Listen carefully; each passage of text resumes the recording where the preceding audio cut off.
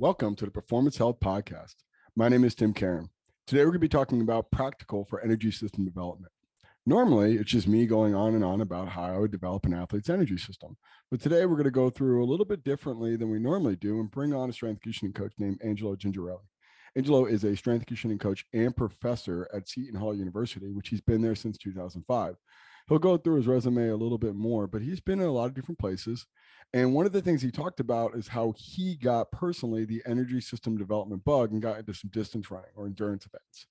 And he saw a great opportunity to develop a book called Finish Strong, Resistance Training for Endurance Athletes, based off of what he saw the rest of the running community not really applying and helping their running. And one of the things that we talked about, and this is something we've talked about actually quite extensively through cardiovascular module and our nutrition, as well as increasing our variability and overall health markers, is developing oxidative or capacity throughout the entirety of your life. And is a foundational piece to develop anaerobic pathways, but also two, really diving into longevity and long-term health. Because the thing that we talked about was the development of aerobic pathways or oxidative pathways is a very long process. Relatively speaking to our anaerobic development, it's going to peak relatively early, probably in our early to mid 20s, versus endurance is probably there's not really that much of an upper limit as to when we can develop higher VO2 max or overall endurance capacity, but there is a limiting factor. It's a structural ability to handle that stress to develop that endurance. And you see why stationary equipment like bikes or ellipticals have taken popularity is because it takes a beating to do that much volume. And where resistance training really comes in is helps strengthen joints, ligaments, helps strengthen those movement patterns, improve our force generating capability, develop our quote unquote kick. And we talked a lot about a bunch of different stuff of that simple question. Is it better to develop anaerobic pathways to have a better transition to aerobic pathways later, or vice versa, develop more capacity, develop more anaerobic or higher ceiling anaerobically? But we also talked about orthopedically, also talked about immune system, talked about central governor, talked about the benefit of incorporating more balance within your strength training and endurance program, whether you're a power-based athlete only doing lifting, incorporating some endurance-based stuff, and vice versa. If you're just an endurance-based athlete, incorporating some anaerobic work.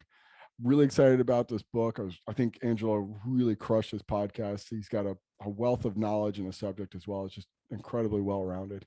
Thought he did an amazing job, and I know you guys are going to enjoy this. Also, make sure you check out, we do have Strength Deficit available for pre-order. It is $10 cheaper than you would get on Amazon, so capitalize on that now. If you do order it, you get a copy of the programs that will go through the end of July, so make sure you get on that now sooner than later, as well as getting on the platform Realize Me, which can get you access to utilizing all your data in one single place to see everything that you're tracking, from wearables to heart rate to blood pressure to anything you're doing in terms of force play, anything you're doing from training, blood work, panels, all in one single location. It's your command center for all of your data. I use it personally. I track all of my supplements. I track all of my Aura Ring, all of my Vault stuff, everything in one location. It is where I go to see the effects of any intervention I utilize, I'm incorporating. It is a tremendous tool. They have a wait list ready for you. If you go to realize.me, you can sign up for the wait list, get access to it. Not only do you have access to an incredible platform to track all of your stuff, which is a huge problem for most of the strength coaches, you'll get special discounts on supplements and blood panels and other testing things that you may want to incorporate into your training so you can level up. Realize.me, your command center for all your health and data information.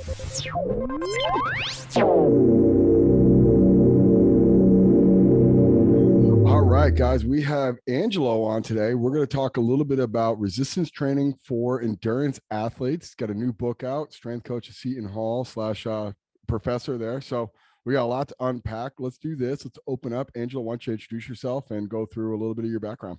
Hey, man, Tim, thanks for having the PH podcast. I super appreciate it. Really excited for what you're doing on the podcast. Been on a lot of interview podcasts this year, and they've all been great. You're doing the most, I think, education-wise, as far as doing the modules and strictly education episodes mixed with the interview episodes. So, tip my hat to that. Glad to be some small part of what you're putting together out there. But my name's Angelo Gingerelli. I've been strength and conditioning coach at Seaton Hall since 2005. I'm an adjunct professor there since around 2010 or 2011, something like that. And then before that, I was at NC State, Virginia Tech, the Pittsburgh Pirates, and I've been a Seaton Hall Pirate since 2005, which, as your listeners know, in strength and conditioning, that's an eternity to have one job. But I really fell into a good position. I grew up a Seaton Hall fan. I went to the games with my dad when I was younger. Now I take my daughter to the games now that I'm a dad myself. It's been a really cool thing, man. So I always tell young strength coaches, travel around, get that experience when you can before you have a lot of financial responsibility of family, children, whatever it is. And then I think the key is when you get to your late 20s, early 30s, kind of settle into a position for long term if you can. Our profession does not make that easy, or kind of start your own business like you guys did on the West Coast and get that ball rolling there. But I think the goal should be to move around, experience some different things early on, and then hopefully, if you're lucky enough, settle down as you get older in one part of the country and establish your name and your brand and what you bring to the table in one spot as you go through your 30s and 40s. And luckily for me, it's been a great place where I grew up. My family's around here, and it's been a cool experience. The other thing that's kind of let me do is, by being in one place for a while, I become an adjunct professor. I guest lecture in a lot of grad classes. I do some stuff, labs on campus. I got to become like a fixture in the community, which is really cool, which eventually led to me writing the book, Finish Strong, with RJ Borgers, who is a PhD, a full-time professor in athletic training department that I got to meet because we were running together. We were training together probably 10, 11 summers ago, and we just really hit it off, became good friends. I came to it with the strength and conditioning background. He came to it with the athletic training background, and that led to the book we put out the very end of 2021. Wow. Okay. So that's a cool story in itself. I think there's actually a couple things to pull from that. One being, that idea of getting that opportunity to, lay some roots in our profession is, I think, really underrated. Being close to family, being close to, or being part of a university that you grew up as a fan probably got you into this in the first place to, give back, so to speak, but also to doing something that you feel a really sense of connection to, and personally, you're personally more invested. But I think the part that I think is really interesting, and this actually got into this like a little bit of a debate on this in Twitter with another strength coach about saying put Olympic sports in charge of all football department, or all strength and conditioning over football. And I always came back with, the thing about being a football strength coach and the lack of permanence or the lack of job security keeps the sword sharp, which the idea of you actually creating connections to community, getting adjunct professor, add to your list of things that you're doing, as well as writing a book, that part I think is the most impressive. So if you find a place that you can be for a long time, like actually keeping things you're interested in and keeping you engaged and doing challenging things, like writing a book is not an easy thing to do. So that's really cool, man. I appreciate it. You know what I think I think in the strength and conditioning world, and I was a big part of this for a long time, we have a hard time taking the principles that we use in the weight room or on the treadmill or when we're training people into real life, right? Like you always said, you got to keep the sword sharp. So my thing is, if we're going to talk about training the body, there's a million different ways we can do that and be effective, right? We can do CrossFit, we can do high intensity interval training, we can do powerlifting, we can do Olympic lifting, we could run, we could do agility drill. It's all great. As long as I hurt yourself, my opinion, there's a place for everything, right? But I think when you said, I think in our profession, I was a part of this out of college. I thought there was one path to success, which is get a job at a big time college start off as an intern, then be like the third assistant, second assistant, work your way up to get a chance to be a head strength and conditioning coach, right? And I think that is a way to success in our profession, but there's 100 other ways to success. Just like there's 100 other ways to work out than the way you might think is the best way to work out. And I think one thing that kind of locking down in one spot for a while has allowed me to do is open some of those other doors, right? I'm not saying people aren't beating down my door with job offers right now, to keep it real, but I'm not even really looking for other things. And I found so many ways to, quote unquote, as you said, keep my sword sharp here. I like doing this for now, right? If we do this podcast a year from now, I might be on the job market begging you for a position with a Allegiant out in California, right? That's a thing that we go through in our profession because, like you said, it's so transient. And, one day you're a head strength coach with a bunch of interns under you. 2 years later, you're applying to a job with one of those interns because they kind of leapfrog you on the totem pole, right? I think that's one of the worst things about our profession. The other thing that I'll beat my chest about this, and every strength coach says it, but it's true. If we're not going to make these jobs better paying and give benefits to everybody on the staff, how long can any strength coach stay at a job? it doesn't make any sense, right? Tell a guy that's 25 years old, trying to start a family, trying to buy a house, to keep working for $18,000 a year with no benefits, be the first guy in the building, last guy out of the building, and wonder why he quits the first chance he gets, right? So I think as long as we're not going to pay people well and compensate them for their time, their expertise, and their knowledge, I don't know how long people are going to stay in jobs. Is that fair to say? So as a business owner, I have a completely different perspective on this now. Okay. When I'm playing with house money or I'm trying to get a piece of the pie of a really big pie, like a Division I university, I think it's a different story. But I think the market is so saturated with a bunch of people that kind of want to do it.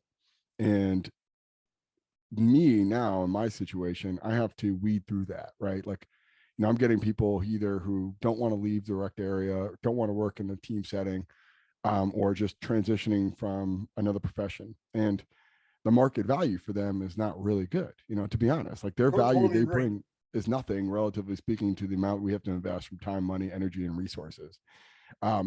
Even someone like with your experience and pedigree, if they applied to me, like it's still a big risk that I have to take on. It's a liability, right? Like you might be doing this as a transitional job, right? And I have to invest time, energy, and resources into training you and getting you up to speed. And that's eating into the bigger picture. And the question that comes up is, if I hire you with your years of experience and pedigree, will I get that return on investment?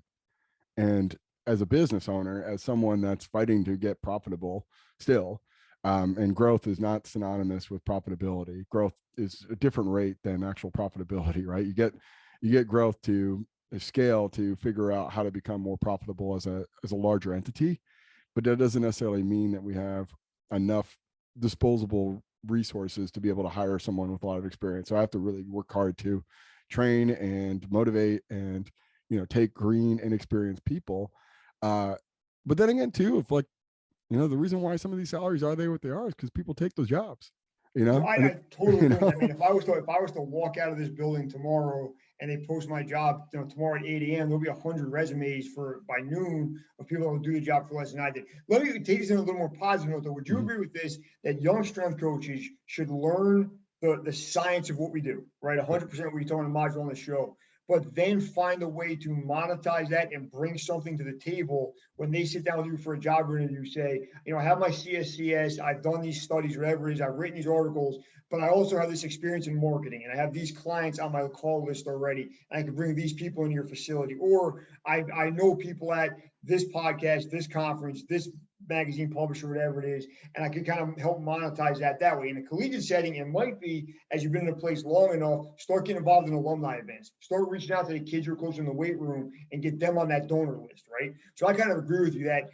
a lot of what we do, it's really hard to put a dollar value on, right? But I think if I could give advice to young strength coaches, I would say find a way to add some dollar value to what you bring to the table, and that might open some doors for you in a private and the educational setting. Is that fair to say?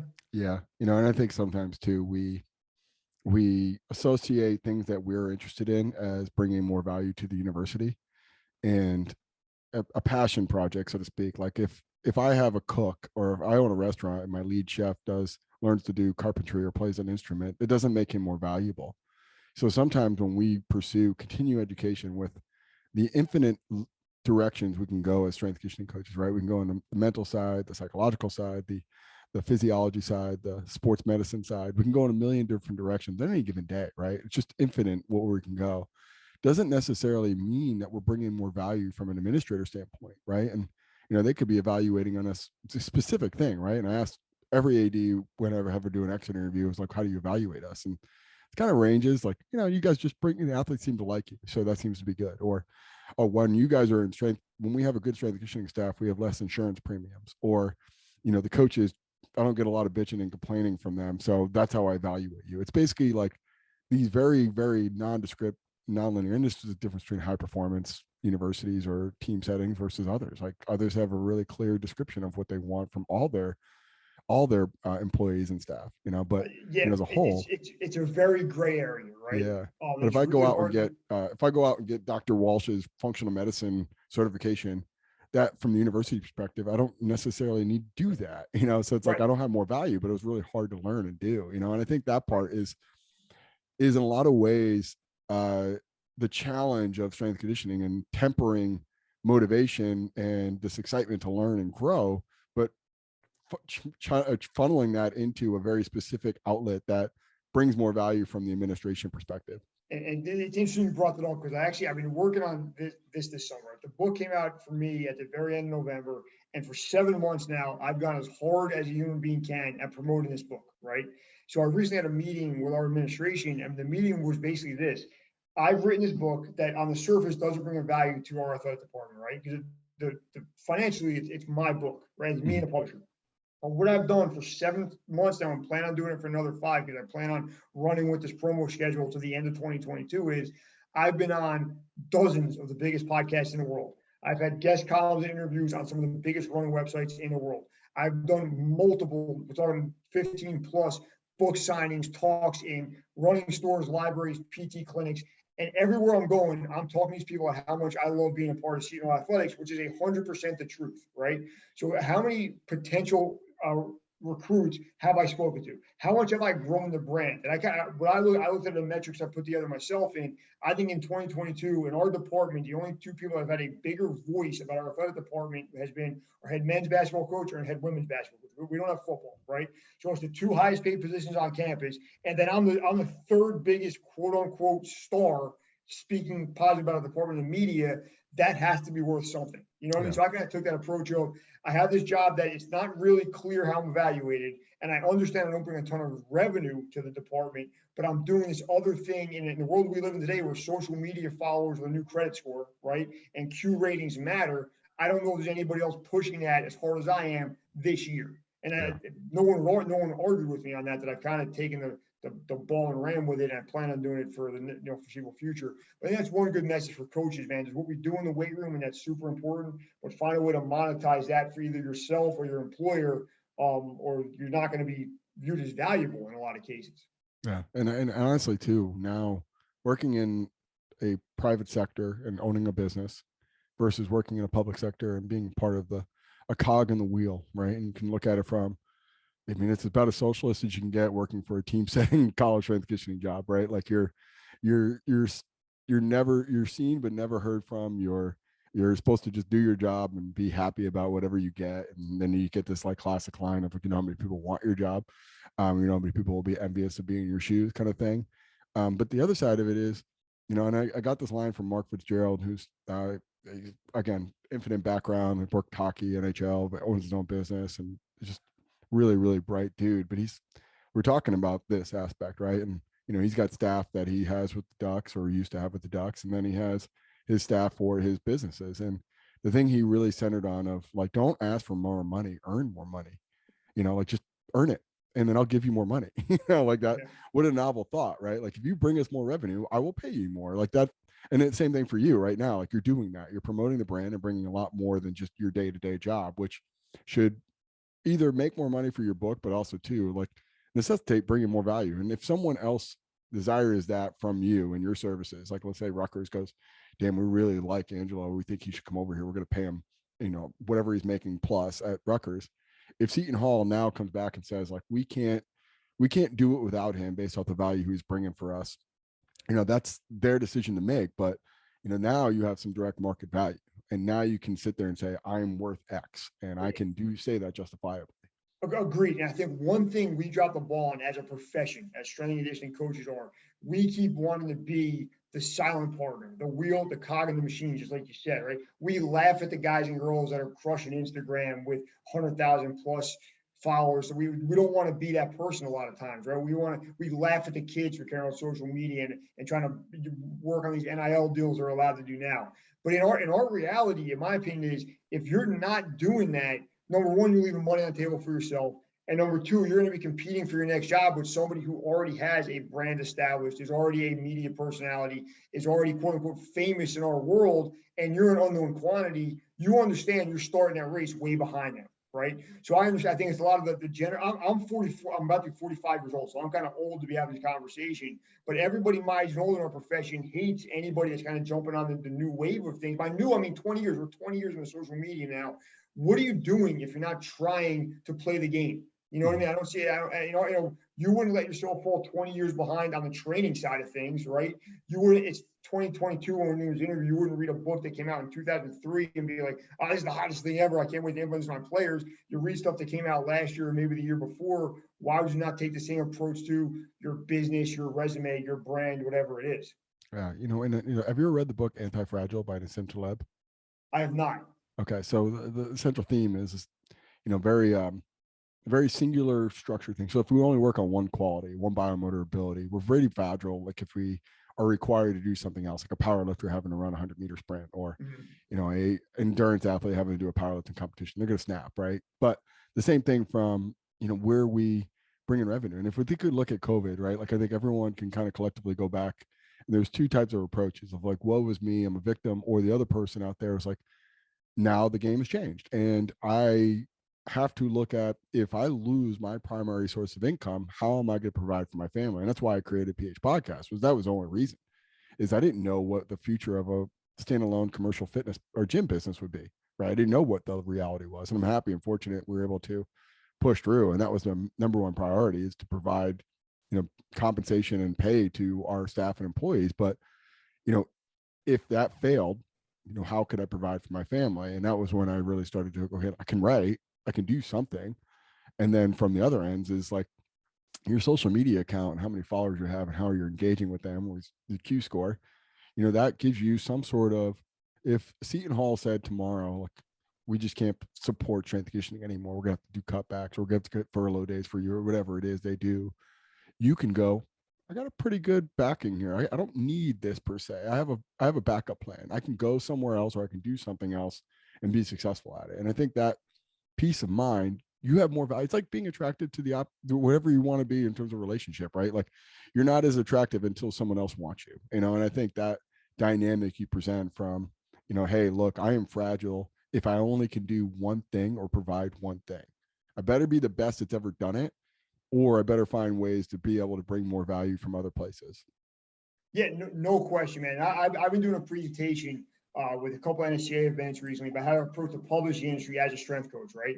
And one slide I put in there that I really agree with is that if you're this probably goes to any job, but definitely goes to strength coaches, 1 hour of every day should be dedicated to creating revenue for yourself, to build that parachute that if you get thrown out of this plane that you're working on right now, you're not starving to death on Monday, or you don't get that check on Friday. So it could be, like I said, social media, it could be writing a book, it could be putting together conference presentations, whatever it is. But my attitude, we're going to work out an hour a day, we're going to do that an hour a day, and then you still got 22 hours a day to do everything else you want, and for your employer, for sleep, for your family, whatever it is.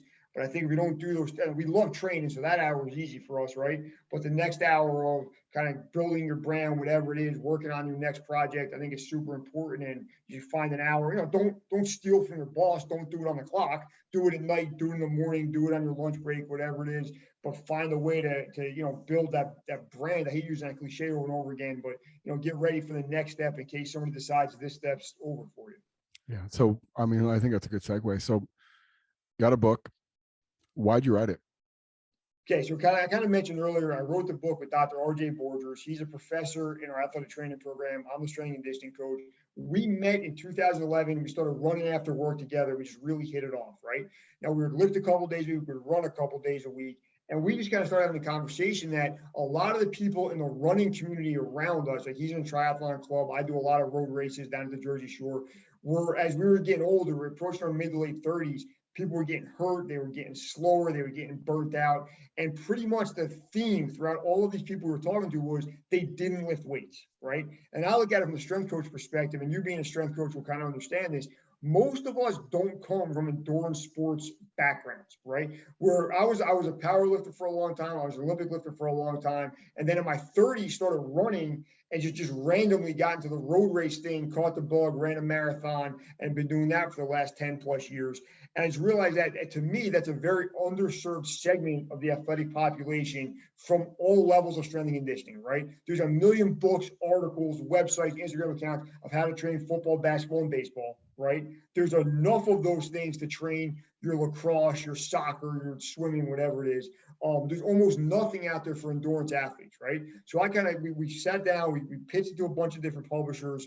We got some interest right away. I can talk about that process a little more if you want. It's up to you. But then we just kind of looked at what worked for us, what is the research support, and how do we synthesize those two things into a training program? So the book's broken down into two main sections. The first section is about 100, 125 pages of physiologically why endurance athletes should strength train, right? So we're pulling on the NSCA guidelines, the ACSM guidelines, the kind of the stuff guys like us know and take for granted, but the general person does not know, right?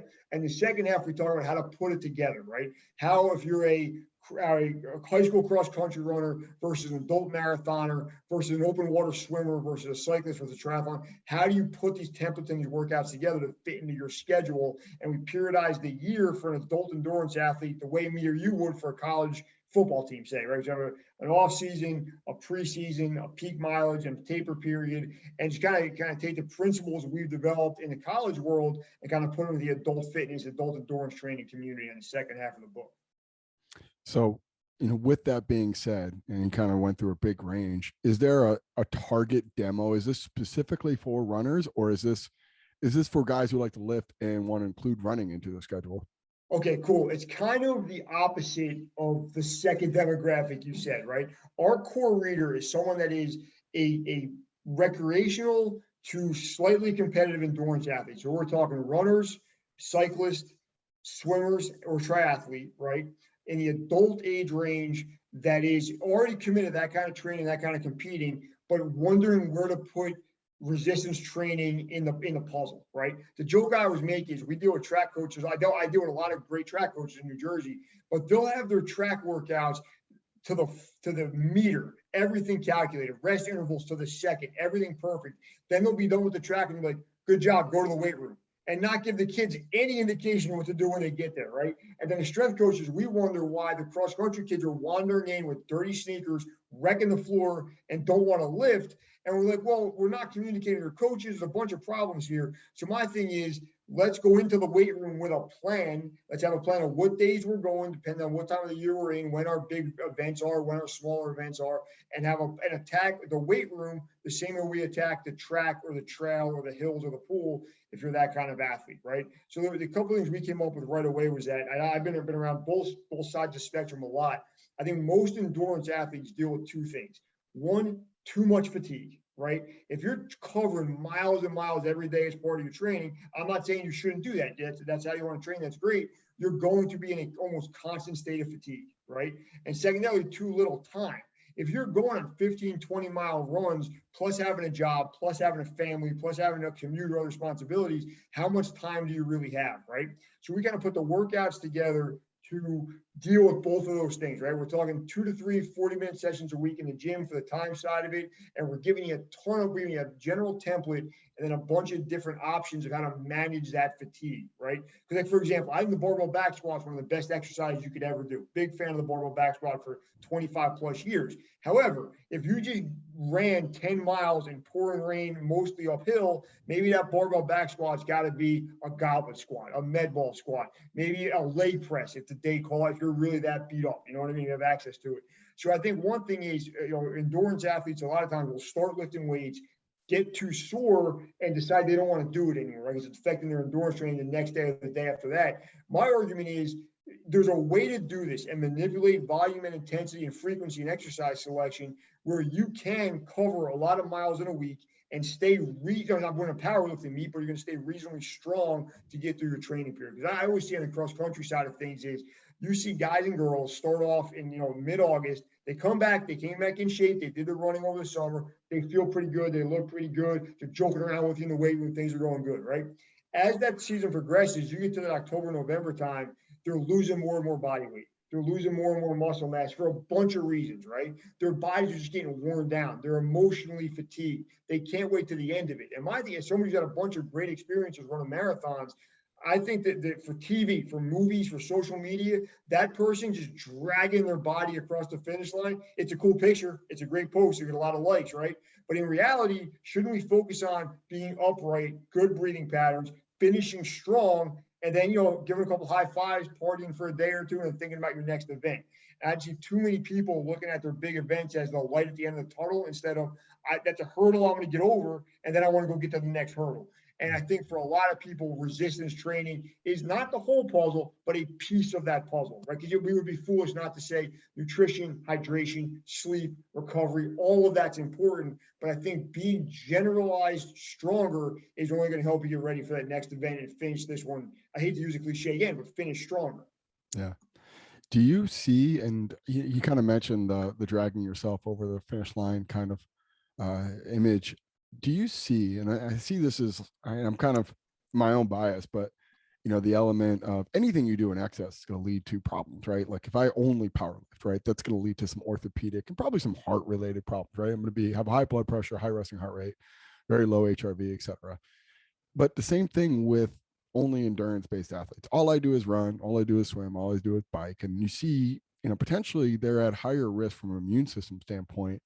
Is there any correlation or connection you're making within the book of connecting resistance training, adding or preserving lean muscle mass, and the strength of the immune system when it really matters in like this quote unquote peaking phase? Okay, we didn't address immune system specifically, right? But the first part of that question we definitely did, which is retaining muscle mass. And it kind of came back to the idea of that if you take an adult that's going through a training period, let's say they're training 4 months for a marathon, right? Or a high school or college athlete that's going a 3 or 4 month cross-country season or swim season or a distance swimmer, you do see, if you don't handle it properly, you definitely see a decrease in muscle mass, right?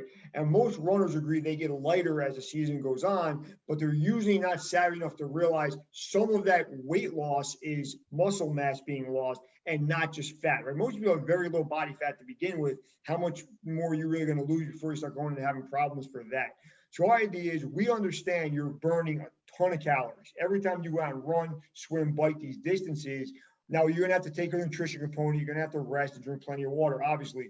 But can we keep some of that muscle mass on by doing the right amount of resistance training, right? I think as much as I love the strength game, I've been in it my whole life. I love lifting weights.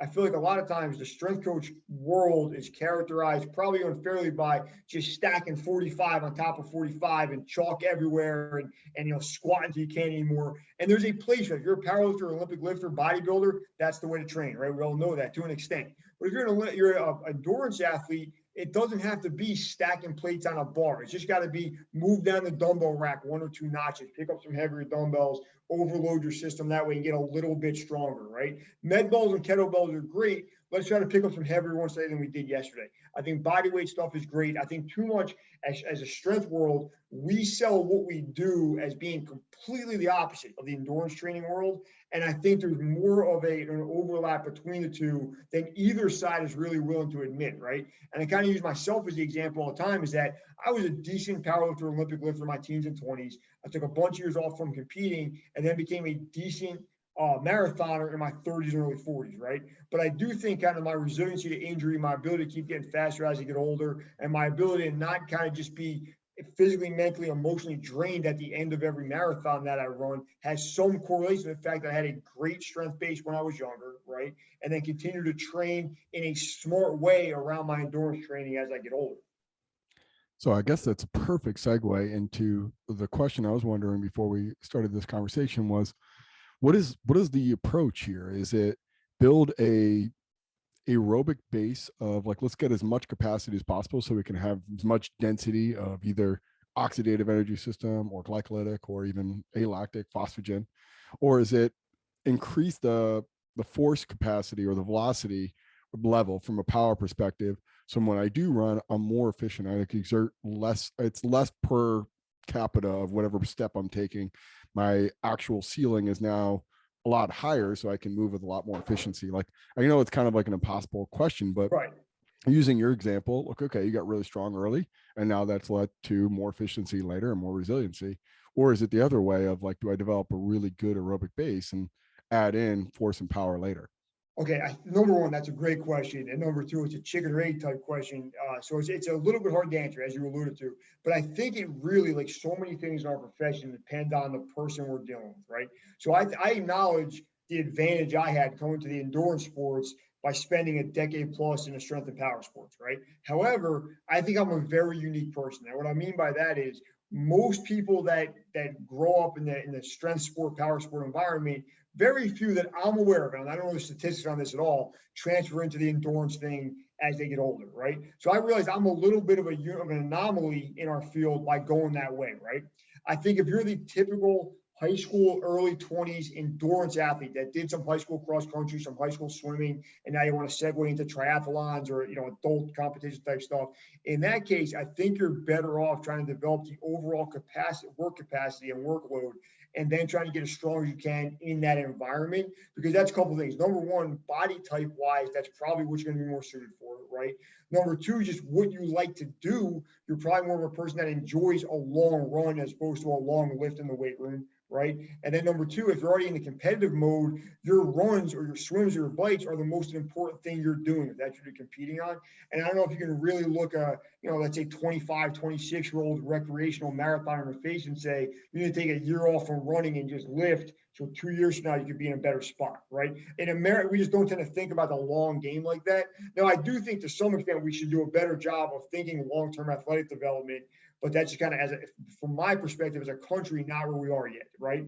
So I think you got to kind of give people what they like, go to where they are, meet them where they are, and then work what they're already doing. So one thing we did identify in the book, we kind of periodized the year into 4 main phases, right? With the idea of we're not going to ask you to start doing front squats and push jerks 3 days before a marathon. That's silly, right? But can we identify some time of the year, kind of your off season, we could add some volume in the weight room, add some intensity, try some new exercises that are going to make you sore if you do them right? But if it's January and your big event is a New York City Marathon in November, if you're sore in January and February, get through it. You know what I mean? But then we're going to also build in some regressions and some modifications in intensity and volume where you're not going to be hopefully sore in October and November when you're doing 20+ mile runs, getting ready for New York City Marathon that first or second week in November. So I think a lot of it is kind of taking the periodized approach the way we do with teams when we're training them and applying them to our adult fitness, kind of adult marathon and community that we really don't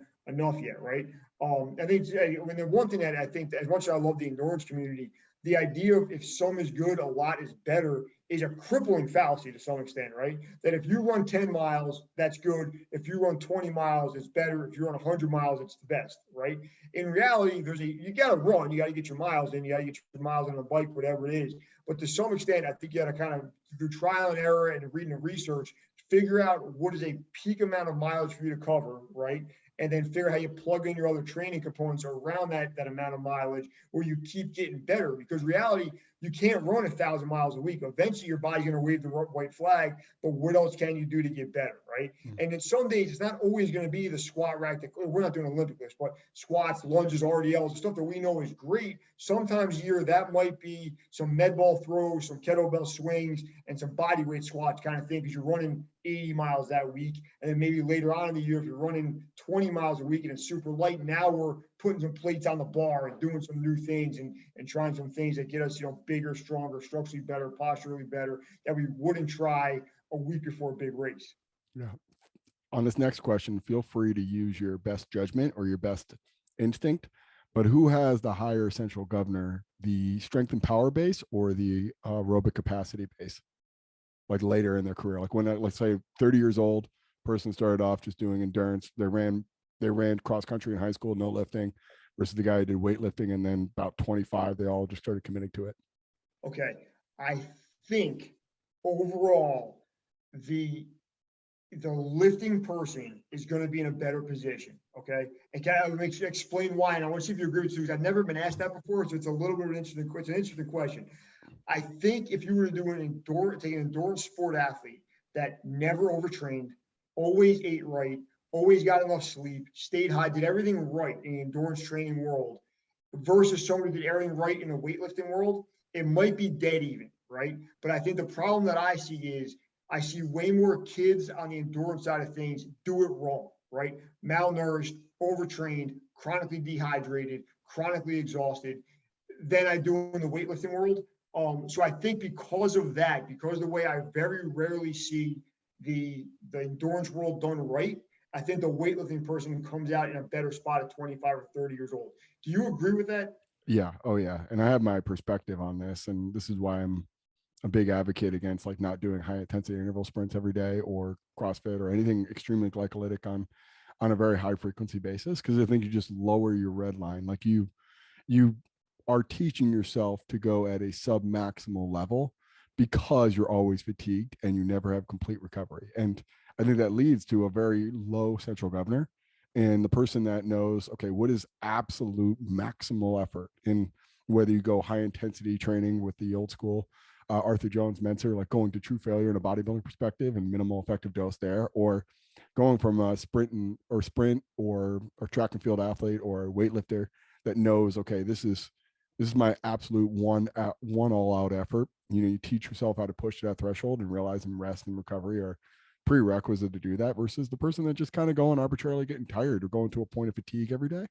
And they're just making it hard arbitrarily, and they're not really having any diagnostic to assess performance. And they, over time, gradually lower their output to accommodate that level of fatigue. And I think that is better served working extreme all out 1 hour effort, very quantifiable, objective things like getting more weight over your head in weightlifting, or crossing a line and sprinting, or throwing something further and like as a throwing athlete, versus that person that's just kind of running 400s every day and just slowly but surely getting to 90 seconds per rep but they're getting tired, and just like, Right, I think they're they teach getting themselves. to it, right, they're checking a box off their program for the day Mhm. without really pushing it. And I think you can make it a bigger argument for society in general, how few people realize what they're capable of. Mhm. It's a very small percentage of people. Even in the athletic world, if in most of the sports we deal with don't train to failure. In that, yeah, we don't have football, we don't have wrestling at Seaton Hall. I don't do a lot of kids that have really done a true 1 rep max or anything before they meet me.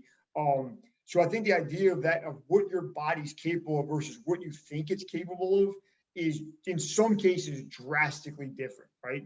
And I think we might probably all be better off physically and maybe better off mentality wise if some people had a better idea of what true failure looks like. I mean, Yeah.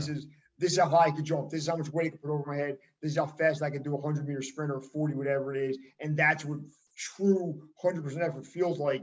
Because I do feel like, forget the regular world, nobody understands it out there. But even in a little bubble of pretty highly competitive athletics, you deal with people that have no idea what all-out effort really means. Yeah, and I think you and I are both old enough to remember when Dr. Kramer was just absolutely on a rampage, destroying any like high intensity training methods and going to one set to failure, and sub maximal multiple sets are superior in every way.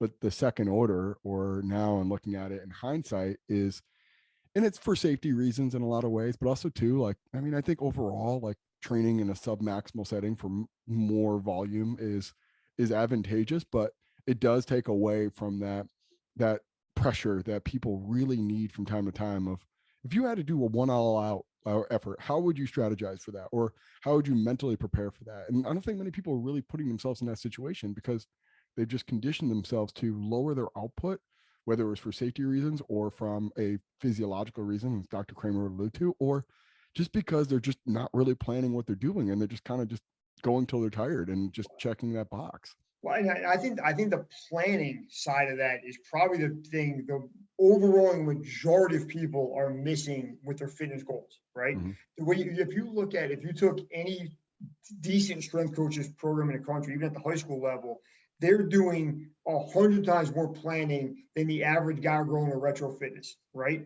So I think to some extent that's, you wouldn't, I don't think, if you're smart, you wouldn't just like have no financial goal and no way how to reach them, right? You wouldn't have most things we do, we have some kind of goals and some kind of structure to get there. And it's weird that like the explosion of fitness in the last 20, 30 years has been amazing. It's been cool to be a part of it, but it's weird that like we still celebrate just the fact that somebody made it through a workout, and not that it's building to something bigger, either an external goal, like in my case, running a marathon, or an internal goal, like lowering your body fat to 20% or whatever Mm-hmm. it might be.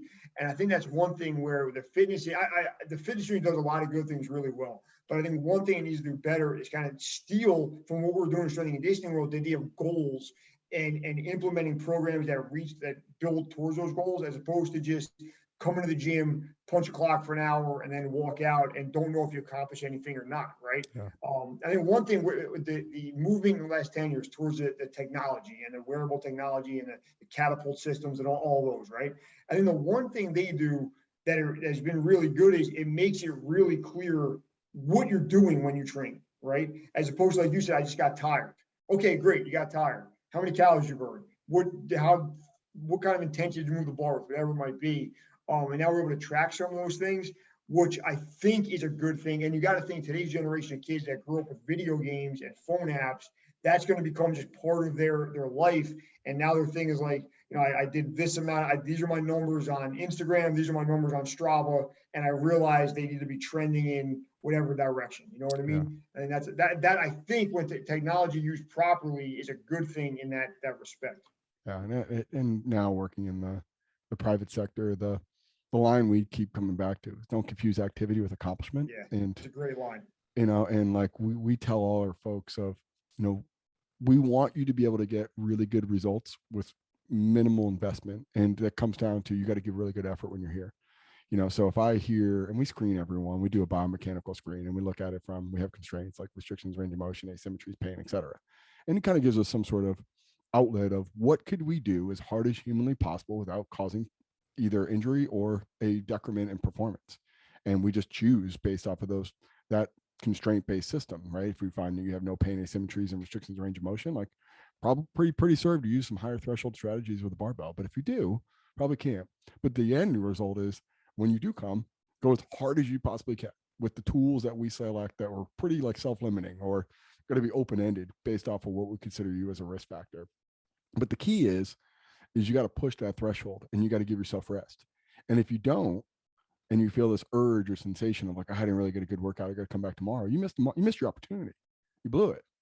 It. If I can get you the same results in 3 days as opposed to your just fixed mindset of I got to go 6 days or I'm not really getting anything out of this, like I would say that's not a good use of your time, as well as you're not maximizing the opportunity you have in front of you. And I think that same thing is applied with everything. Running, like if you're going to go run, what is your goal? Like, right? Like my wife loves to run. Like, okay, what is your goal? I want to do 3 miles in under 24 minutes. Go do it.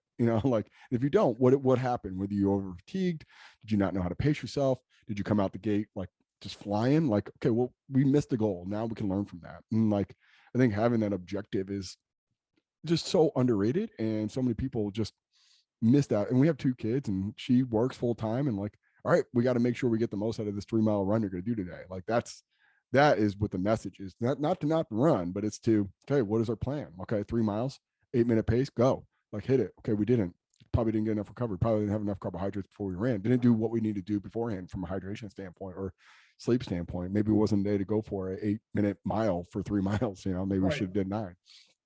But that I think that's like I think that's the part too of like there's dogma associated with everything that's very like singular and outlet, right? Like running 26 miles or power doing squat and bench and deadlift for 3 reps, like on one arbitrary meet. Like we can get kind of fixed on just, all right, as long as I'm doing more and as long as I'm just accruing time with no clear objective, I can confuse myself and mislead myself that I'm getting closer to something or better at something. And I think that's the part that, hopefully the running the marathon or doing a powerlifting meet is giving you impetus to have some sort of objective to define what is a good and bad day. And not many people understand that foundation, which the pendulum is now swung to just people with not very clear understanding of how to do this, where this is where strength conditioning coaches need to improve their presence online and make themselves insert themselves into objectively evaluating your program. Like it's bad. I can tell you it's bad because it doesn't have principles. I can tell you it's bad because you didn't reach something objective on any given day, or you didn't have some sort of contingency if you're not from a physiological readiness perspective. Like it's not good. I can tell you that objectively because I know what's good and bad. It's not just my opinion. It's true.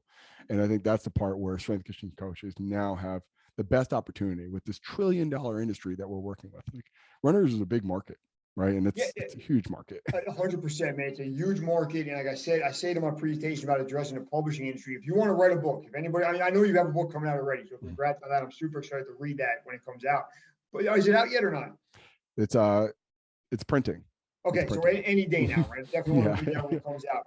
But I think you got to show publishers there's a market for your book, right? And if you look at runners in general, we're looking at people that are financially independent, right? They tend to make more money than not.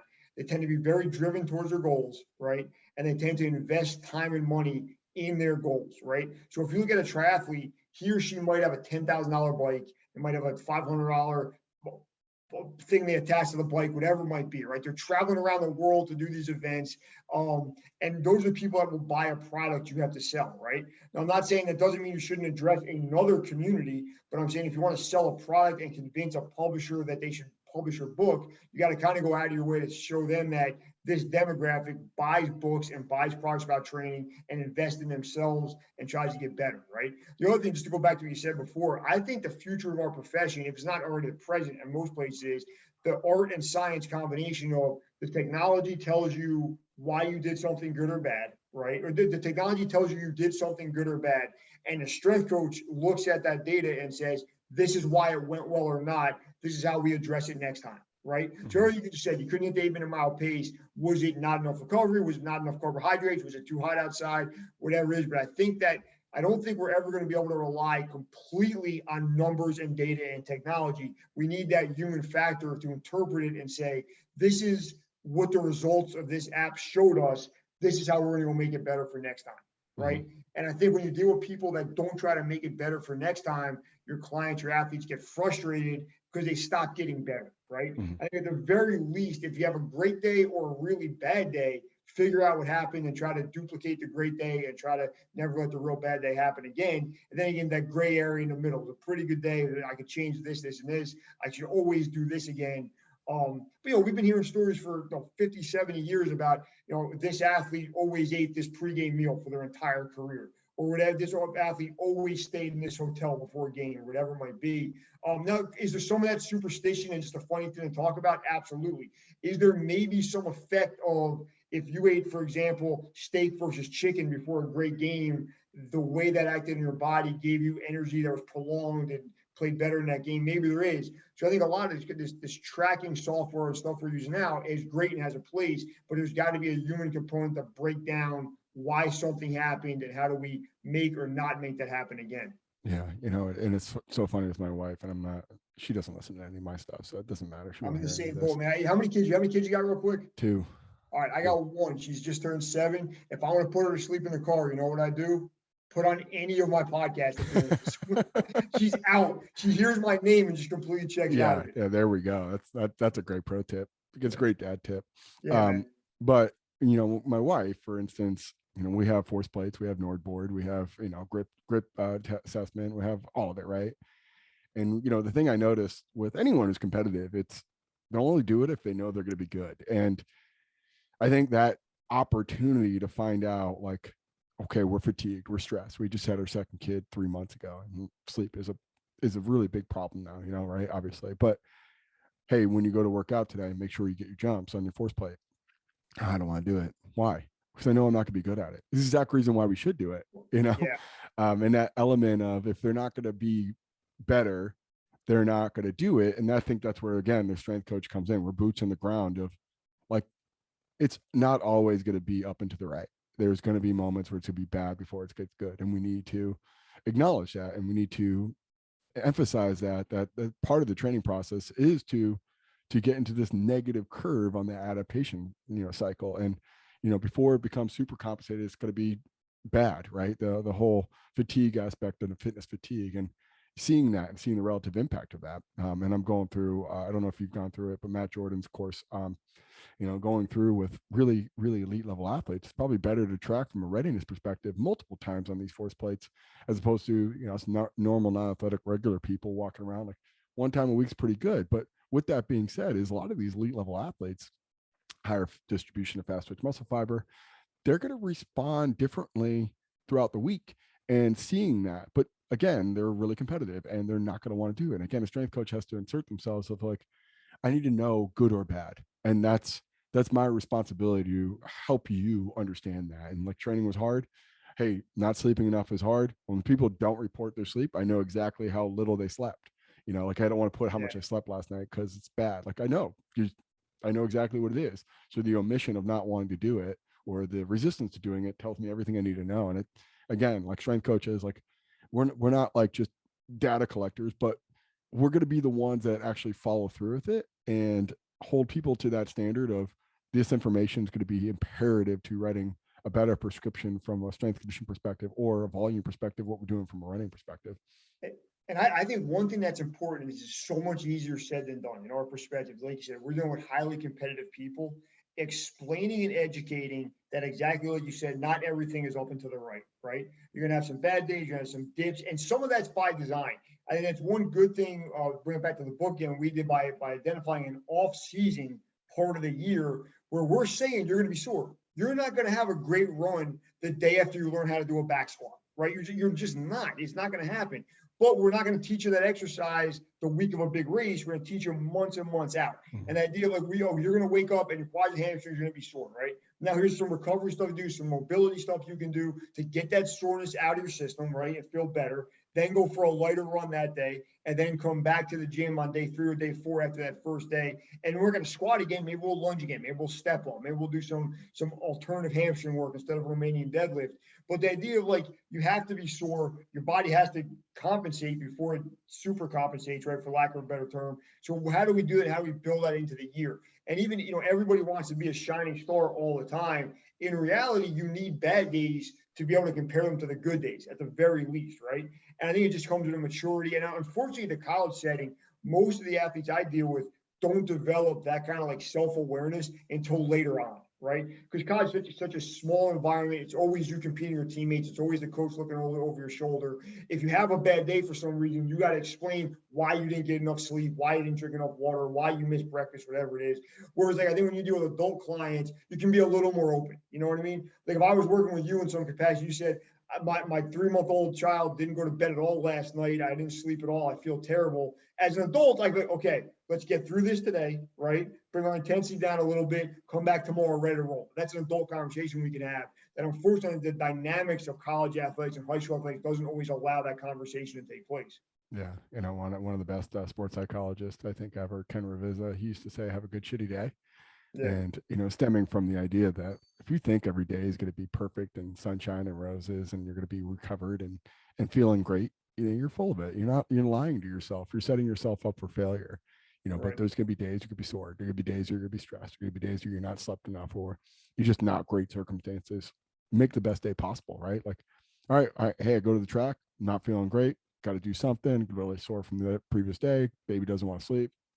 All right, what can I be successful in today? And maybe you put constraints or governors on there. You don't overdo it, but on the other end, I'm here, might as well make the most of it. And that could be something in terms of like what we do from a biomechanical perspective of just trying to put constraints on it where you can go as hard as you possibly can go and not put yourself at adverse risk, but you got to balance that out with something in the other end. But we did want to get into some case studies, and I wanted to kind of go through some of this stuff before we break here. But one of the things I wanted to kind of get from you was, okay, let's talk about potentially athletes that you're working with and how you're approaching it from a screening perspective, from an initial assessment perspective, and then going into from, okay, now that I figured this stuff out about this athlete, now here's the direction I'm going to go with them based off of what their needs analysis are. Okay, great. Let's look at a high school or college cross-country team, okay? Their schedules are very similar, right? They start up running for real in about August, have meets September, October, November, some conference championships mid to late November. Let's say December is usually going to be exams, maybe some family time, and then back training, so say mid-January. Just make it simple, right? I would take January, the rest of January, February, March, and April, and look at that as a quote-unquote off-season, right? So we'd start early January, and I would kind of eyeball test some very simple things, right? Can they squat properly? Can they lunge properly? Can they do a hip hinge properly, an RDL kettlebell type movement, right? And what does their general flexibility and mobility look like through a basic dynamic warm-up, okay? Now, in certain situations, I'm working with so many individuals that have some pre-existing conditions, we might put some numbers on that and use some force plates and stuff, but let's just take it as I'm working with the whole team, and I'm gonna use the eyeball test in case some coaches listening don't have access to that, right? Then I'm gonna kind of make a note of what this team is struggling with or what the individual players are struggling with and start addressing that every day in my dynamic warm-up, right? So I can tell you off top, it's gonna be, we're gonna do some kind of squat every day in our warm-up. We're going to do some kind of forward and or backwards lunge. We'll do some kind of hip hinging. We'll do some kind of shoulder girdle mobility type stuff. And we'll do some kind of light core work, core activation stuff before we get started every day, right? Then when we go in the weight room, we're going to start at the bare minimum, right? So we're going to take our 6 foundation exercises, our squat, our lunge, our hip hinge, upper body push, upper body pull, and hip bridge, and start at the very low end of those progressions and start at really square one, right? And in this environment, you're dealing with people that have really never trained before. The sweeping generalization, probably not very strong, probably not very mobile. So just body weight versions of those exercises might be enough on day one, right? Mm-hmm. Day two, that might go to some dumbbells or med balls or kettlebells. And maybe we get into month 2 or month 3 of that off season. Now we got some barbells with some plates on them and we're moving some real resistance, right? And kind of progress that kind of around their running for 3 or 4 months is really build that strength base, okay? And try to get good at the main foundation exercises.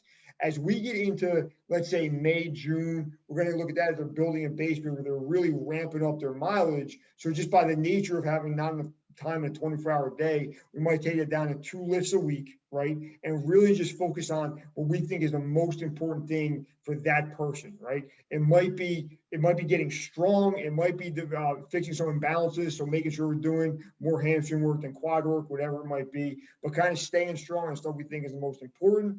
As we get into August and September, which will probably be the most they're running every year, we're going to call that their peak mileage phase. And now we'll scale it back as much as we need to on an individual basis, right?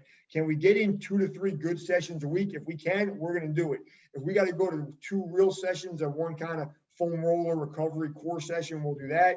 And then as we start tapering for that conference meet in late October or November, we'll kind of leave it up to them a little bit to pick and choose a couple very important exercises, get them in a little bit of auxiliary work, some core work, and then kind of just get your body feeling good for these long runs and these races you're having at the end of your season. And then hopefully if they're smart, they rest, recover, do some active rest type activities during late November or December when they're done, and we start it back up again in January. Well, the idea is that you're doing your real quote unquote work and getting stronger and building muscle mass and hypertrophy during those off-season months, and then you're trying to maintain and plug and play it around your running schedule in your real season, your season months. We have meets every Saturday or Friday or whatever it might be. Okay. So, and again, I want to kind of keep this, hopefully we can hit the biggest audience possible after this, but so I don't want to get too technical, but one of the things I think a lot about with cyclical sports is this idea of force and length. And, the more they do redundant activities, the more length and force kind of gets altered in a negative way. Are you doing any kind of force length, like internal, like measurement on it? Like, damn, that person just really getting stiffer and stiffer and then not gonna be able to produce as much force in your own? Or do you have like a diagnostic from a movement perspective? Okay, if the person is if you know the person is dealing with some kind of issue like that, right? My answer would be direct them to the sports medicine professional that can assess that and address it for them, right? As a strength coach, my attitude is kind of like, if we could tell that just by looking at them, right? Or they're complaining or what they say to us verbally, let's address that issue as much as we can. And as far as the force length ratio is, like you said, if we just keep getting stronger in the same repetitive activity, that ratio is going to go bad fairly quickly, right? So we're always going to address that length issue in our dynamic warm-up, in our cool down, in our flexibility and mobility work. And I think you want to hit it from a couple different directions, right? You want to do some body weight resistance stuff where it's just you versus the ground and doing some stuff. Can we use some bands and some foam rollers and some stuff like that to make it a little better? Absolutely, we definitely can. But I think that's where you want to look at things that maybe this person has an issue with, so they need to spend a couple extra minutes doing that, versus person B has another issue, so they just spend their time doing that, right? Mm-hmm. I think most of the mobility work we're seeing done now is pretty much good for everybody, unless they have some kind of hyperlaxing in a joint or some kind of issue. But I think to make the best use of your time, kind of pick yourself, your client out with a couple exercises they need to really focus on until they get better at this one thing. And then maybe when that problem is corrected, move on to another problem. Okay. And then one other kind of like, I guess, technical question. Are you looking, I guess there's a force velocity curve, right? We can look at how the faster something is, the slower it is, and vice versa. Is there any kind of like thing on like a force work kind of relationship of like looking at someone's VO2 max or cardiac output early on and trying to create some sort of, okay, this person's got a 70 VO2 max, like they're fine in terms of the fitness component. I got to improve their force output. Like, is there any kind of diagnostic you're doing in that direction? I'll be totally honest. No, and because for the last couple of years, all of my research and writing has been based on kind of typical, recreational athletes, right? Kind of just bringing the competitive side of things.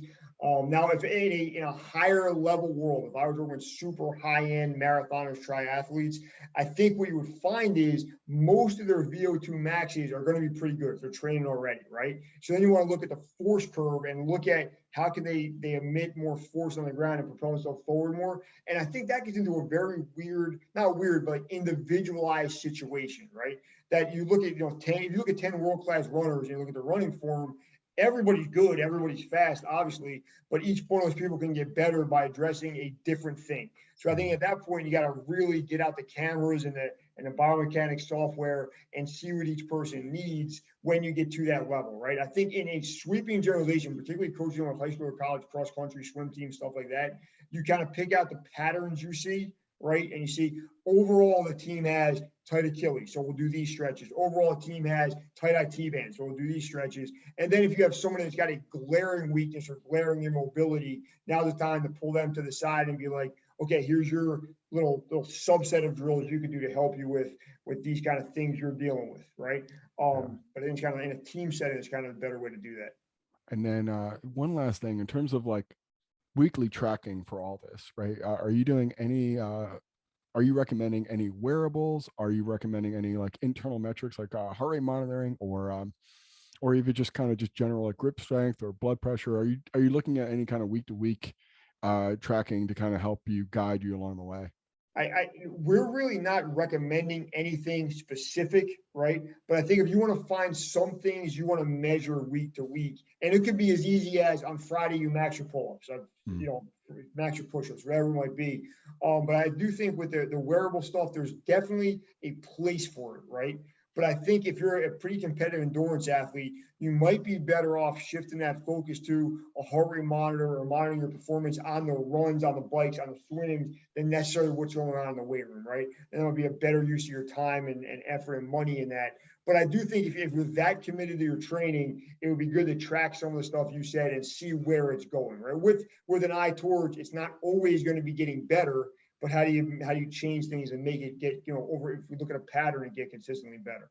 Yeah. Okay. Awesome, man. Well, shoot, like that was really cool. I appreciate you taking the time. I do think there's one more question I think was really hopefully the most important one. So we get your book and we read it.